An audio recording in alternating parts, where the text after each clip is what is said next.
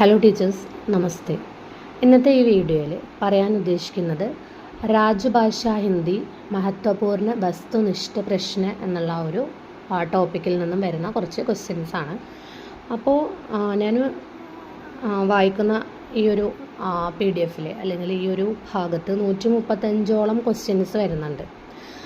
പക്ഷെ അത്രയൊന്നും നമുക്ക് ആവശ്യമില്ല. അപ്പോൾ ഞാൻ അതിൽ നിന്നും ഇമ്പോർട്ടൻ്റ് ആയിട്ടുള്ള നമുക്ക് KTET, JLT, HST, HHST, set തുടങ്ങിയ പരീക്ഷകൾക്ക് ചോദിക്കാൻ ചാൻസ് ഉള്ള കുറച്ച് ക്വസ്റ്റ്യൻസ് മാത്രമാണ് വായിക്കുന്നത്.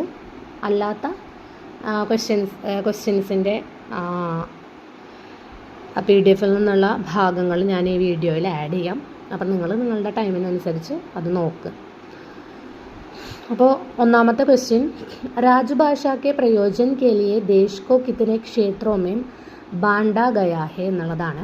അപ്പോൾ അതിൻ്റെ ആൻസർ രാജഭാഷ के प्रयोजन के लिए देश को का क्षेत्र, घ क्षेत्र, ग क्षेत्र, 3 क्षेत्रों में बांटा गया. അപ്പോൾ നമുക്കറിയാം പല എക്സാമിനും ചോദിക്കാറുണ്ട് കാ ക്ഷേത്രത്തിൽ വരുന്ന എന്താണ് ഓരോരോ ചിലപ്പോൾ സ്റ്റേറ്റ് ചോദിക്കാറുണ്ട് അല്ലേ. അപ്പോൾ നമുക്ക് ഓരോരോ സംസ്ഥാനങ്ങളൊക്കെ ഇപ്പോൾ കേരളം ചോദിക്കും, അതുപോലെ യൂണിയൻ ടെറിട്ടറീസ് ചോദിക്കാറുണ്ട്. അപ്പം അങ്ങനെ പല കാര്യങ്ങളും അതിൽ നിന്നും ചോദിക്കാറുണ്ട്. അപ്പോൾ അത് നമ്മൾ പ്രത്യേകം പഠിക്കണം. का क्षेत्र के अंतर्गत आने वाले राज्य और संघ शासित प्रदेश कौन से है. അപ്പോൾ കാ ക്ഷേത്രത്തിൽ വരുന്നത് ഏതൊക്കെയാണെന്ന് നോക്കാം. അപ്പോൾ ഏതൊക്കെയാണ് വരുന്നത്? മധ്യപ്രദേശ്, ബിഹാർ, ഉത്തർപ്രദേശ്, മധ്യപ്രദേശ്, രാജസ്ഥാൻ, हरियाणा, हिमाचल प्रदेश, झारखंड, उत्तरांचल और छत्तीसगढ़ राज्य तथा दिल्ली और ആൻഡമാൻ നിക്കോബാർ ദ്വീപ് സമൂഹ സംഘ രാജ്യ ക്ഷേത്ര. അപ്പോൾ ഇതൊക്കെ എവിടെയാണ് വരുന്നത്? കാ ക്ഷേത്രത്തിലാണ്. ഇനി അടുത്ത ഖ ക്ഷേത്രത്തിൽ വരുന്ന രാജ്യങ്ങൾ ഏതൊക്കെയാ സ്ഥലങ്ങളാണ്, ഏതൊക്കെയാ സ്റ്റേറ്റുകളൊക്കെയാണെന്ന് നോക്കാം. ഗുജറാത്ത്, മഹാരാഷ്ട്ര और പഞ്ചാബ് രാജ്യ തഥാ ചണ്ഡീഗഡ്, ദമൻ വ ദീവ് और ദാദർ വ നഗർ ഹവേലി സംഘരാജ്യ ക്ഷേത്രമാണ് ഇതിൽ വരുന്നത്. ഇനി അടുത്തത് വരുന്നത് ഗാ ക്ഷേത്രമാണ്. അതിൽ വരുന്നത് ഏതൊക്കെയാണ്? അസം, അരുണാചൽ പ്രദേശ്, ആന്ധ്രാപ്രദേശ്, ഒഡീസ, കേരൾ, കർണാടക. അപ്പം നമ്മുടെ കേരളം വരുന്നത് ഗാ ക്ഷേത്രത്തിലാണ് കേട്ടോ. മൂന്നാമത്തെ ക്ഷേത്രമായ ഗാ ക്ഷേത്രത്തിലാണ് വരുന്നത്. കർണാടക, ഗോവ, ജമ്മു വ കാശ്മീർ, തമിഴ്നാടും അത് തന്നെയാണ്. നാഗാലാൻഡ്, പശ്ചിമ ബംഗാൾ, മിസോറാം, മേഘാലയ, മണിപ്പൂർ, സിക്കിം ഓർ ത്രിപുര രാജ്യ തഥാ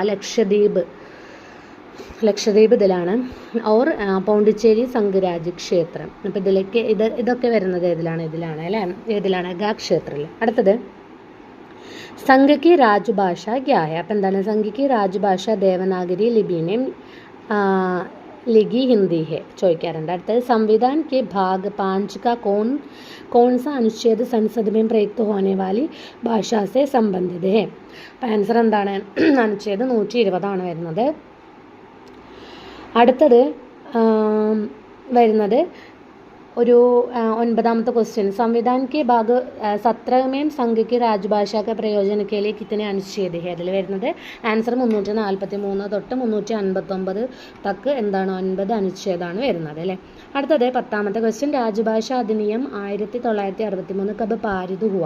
അപ്പോൾ എന്താണ് 10 മെയ് 1963 അടുത്തത് 11ാമത്തെ ക്വസ്റ്റ്യൻ, രാജഭാഷ അധിനിയം 1963 का संशोधन कब हुआ എന്നാണ്. വർഷമാണ് 1967 കേട്ടോ.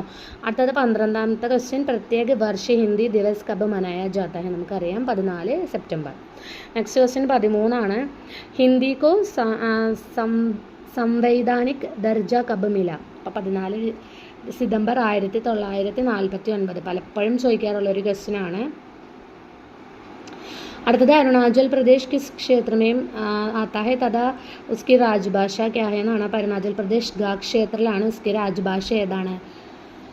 അംഗ്രേസിയാണ് വരുന്നത്. അടുത്തത് രാജഭാഷ അധിനിയം 1963 की धारा 3 കബ് പ്രവൃത്തി ഹുയി. അപ്പോൾ 26 ജനുവരി 1965. പിന്നെ ഇതിൽ ഒരുപാട് ക്വസ്റ്റ്യൻസ് വരുന്നുണ്ട്. പിന്നെ രാജഭാഷ അധിനിയം 1963 क्यों पारित हुआ. 1965 के बाद भी हिंदी को अलावा अंग्रेजी को प्रयोग को जारी रखने का प्रावधान करने के लिए. അപ്പോൾ 23ാമത്തെ ക്വസ്റ്റ്യനാണ് ഇപ്പോൾ വായിച്ചത്. അടുത്തത് 24 രാജഭാഷാ നിയം കബ് പാരിത് ഹുവ, വർഷമാണ് 1976 ചോദിക്കാറുണ്ട്. രാജഭാഷാ നിയം ക സംശോധൻ 1987. രാജഭാഷാ ആയോഗ് ക ഗഠൻ കബ് ഹുവ ചോദിച്ചിട്ടുണ്ട്. 7 ജൂൺ 1955 ആണ്. 1955 27ാമത്തെ ക്വസ്റ്റ്യൻ 1955 ഗഠിത് രാജഭാഷാ ആയോഗ് ക നാം ഖ്യാത എന്നാണ്. അപ്പം ഖേർ ആയോഗാണ്. പിന്നെ ഇതിൽ ഒരുപാട് ക്വസ്റ്റ്യൻസ് ചോദിച്ചിട്ടുണ്ട്. അപ്പോൾ അതിൽ പിന്നീട് ഇമ്പോർട്ടൻ്റ് ആയിട്ട് വരുന്ന കുറച്ച് ക്വസ്റ്റ്യൻസ് ഉണ്ട്. അത് നമുക്കറിയാം എന്താണ്, രാജഭാഷ ഏത് ലിപിന്നാണെന്ന് ചോദിക്കാറുണ്ട്. പിന്നെ അനുച്ഛേദ് ചോദിക്കാറുണ്ട്, 343 ചോദിക്കാറുണ്ട്, 345 ചോദിക്കാറുണ്ട്. പിന്നെ ഈ ഖ ക്ഷേത്ര ചോദിക്കാറുണ്ട്. പിന്നെ രാജഭാഷ അധിനിയം പാരിത് ചോദിക്കാറുണ്ട്. രാജഭാഷ അധിനിയം സംശോധന ചോദിക്കാറുണ്ട്. അപ്പോൾ അതുപോലെയുള്ള പല ക്വസ്റ്റ്യൻസും ചോദിക്കാറുണ്ട്. അപ്പോൾ ഞാൻ ആ ഒരു പേജ് ഇതിൽ ഉൾപ്പെടുത്താം. 135ഓളം ക്വസ്റ്റ്യൻസ് ഇതിൽ വരുന്നുണ്ട്. അപ്പോൾ അതിൽ നമ്മൾ വളരെ കുറച്ച് ക്വസ്റ്റ്യൻസ് മാത്രമാണ് ഡിസ്കസ് ചെയ്തിട്ടുള്ളത്. ബാക്കി നിങ്ങൾ നോക്കിയിട്ട് എഴുതിയിട്ടോ അല്ലെങ്കിൽ നോക്കിയിട്ടോ ഒക്കെ എന്ത് ചെയ്യാം, നന്നായിട്ടത് പ്രിപ്പയർ ചെയ്ത് പഠിക്കുക. ഓക്കെ, ധന്യവാദം.